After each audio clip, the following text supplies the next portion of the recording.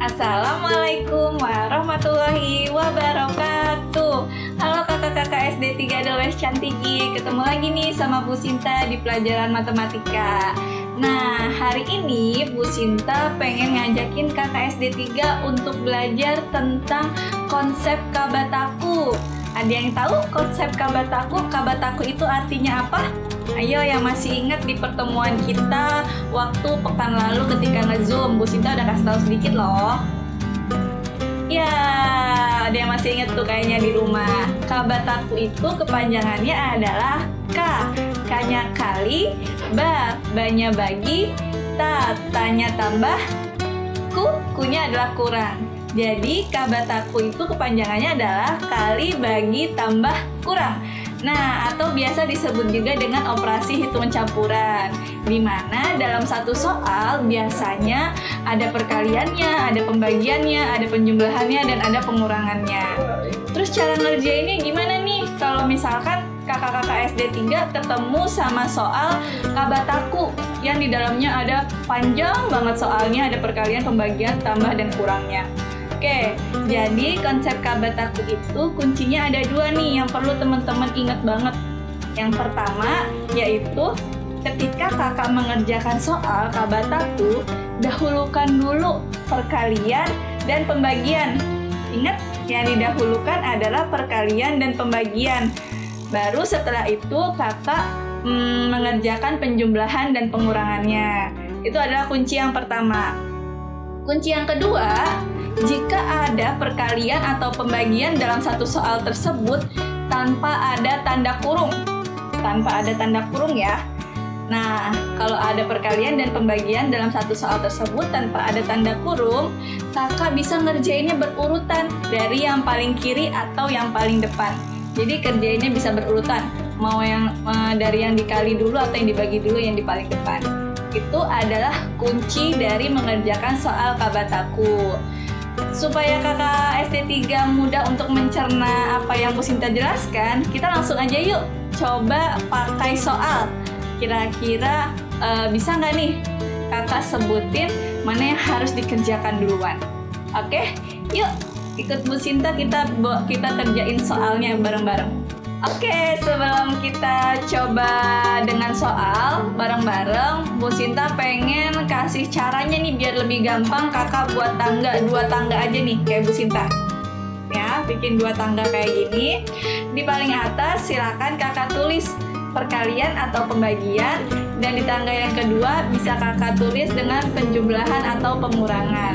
Nah, jadi kakak akan inget nih mana yang harus dikerjakan duluan. Yang paling atas ya yang harus dikerjakan duluan. Jika ada perkalian dan pembagian dalam satu soal tersebut, silakan dikerjakan duluan. Kalau ada penjumlahan dan pengurangan, jadi dikerjakannya belakangan. Nah, tapi kalau misalkan nanti ada tanda kurung beda lagi ya. Nanti akan Bu Sinta ajarin lagi yang tanda kurung itu. Oke, langsung aja yuk kita ke soal yang pertama. Soal yang pertama, Bu Sinta punya soal 45 dibagi 5 dikurang 6. Ada yang tahu hasilnya berapa dan mana yang harus dikerjakan duluan? 45 dibagi 5 dikurang 6. Ya, ada pembagian dan pengurangan. Coba, mana dulu yang harus dikerjakan? Ya, benar. Yang dikerjakan adalah yang pembagiannya dulu. Nah, 45 dibagi 5 hasilnya adalah 9. Kemudian dikurang sama 6. 9 dikurang 6 berapa ya? 3. Nah, berarti hasil dari soal nomor 1 tadi adalah 3. Oke, sebagai contoh lagi nih, nomor 2 Bu Sinta kasih soal contohnya. 5 ditambah 10 dibagi 2. Nah, 5 ditambah 10 dibagi 2. Berarti harus dikerjakan yang mana dulu? Yang paling belakang ya. Ya, betul, yang pembagiannya 10 dibagi 2 dulu. 10 dibagi 2 kan hasilnya berapa? Hasilnya 5. Nah, kemudian ditambahin sama 5 yang ada di depan tadi. Jadi hasilnya adalah 10. Nah, gitu caranya ya mengerjakan operasi hitung campuran atau kabataku di soal yang sudah Bu Sinta kasih contoh. Mana dulu yang harus dikerjakan? Teman-teman harus paham dulu nih konsepnya, mana dulu yang harus dikerjakan dan mana dulu yang dikerjakan setelahnya.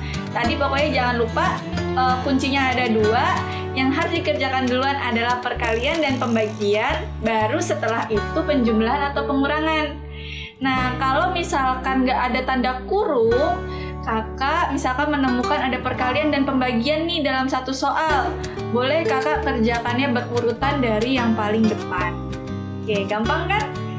Nah, untuk teman-teman biar memperlancar lagi nih, supaya makin paham lagi sama apa yang Bu Sinta jelaskan, Bu Sinta coba kasih soal ya, kakak bisa buat latihan nih di rumah, tidak perlu dikumpulkan, cukup untuk latihan aja supaya kakak makin paham lagi atau makin mudah lagi untuk mencerna apa yang Bu Sinta jelaskan. Oke, coba ya Bu Sinta kasih soalnya adalah 4 dikali 5 dikurang 2. Kemudian yang nomor 2 soalnya adalah 10 dibagi 2 ditambah 6. Oke, teman-teman bisa ya coba buat latihan mana dulu yang harus dikerjakan. Apakah pengurangannya dulu atau perkaliannya dulu? Boleh, silahkan. Oke, yang terakhir ya soalnya yaitu adalah 6 dikurang 8 dibagi 2. 6 dikurang 8 dibagi 2. Nah, mana duluan yang harus dikerjakan? Coba kakak latihan di rumah ya, dikerjakannya. Boleh nih minta bantuan ayah bunda atau dampingan ayah bunda ketika kakak mengerjakan. Tidak perlu dikumpulkan, nanti kita akan bahas di pertemuan berikutnya. Oke, mungkin dari Bu Sinta itu aja nih untuk materi kabataku. Gampang kan? Nah, kakak bisa untuk latihan di rumah. Yang penting ingat kunci dan konsep utamanya tadi yang Bu Sinta sampaikan di awal. Oke, mungkin itu aja yang Bu Sinta sampaikan ya untuk materi tentang kabataku kali ini. Bu Sinta cukupkan. Sampai ketemu lagi di video Bu Sinta selanjutnya ya. Wassalamualaikum warahmatullahi wabarakatuh. Jangan lupa like, comment, subscribe, dan tekan tombol loncengnya biar nggak ketinggalan update dari channel YouTube kita. See you!